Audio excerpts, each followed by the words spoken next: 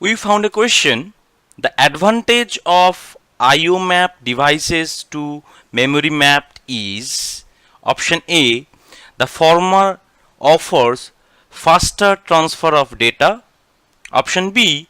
The devices connected using IO mapping have a bigger buffer space. Option C.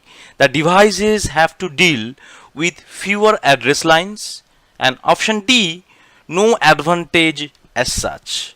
Now, as we know, we have two techniques for address of IO device by CPU. One is a isolated IO or IO mapped IO, and one is the memory mapped IO. Here we are talking about memory mapped IO, this one.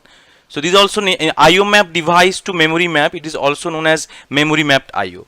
Here we can see that isolated IO or IO mapped IO having two separate address space, for one for the memory location and one for the IO devices. And for the IO map devices to memory, that means memory mapped IO having one address line.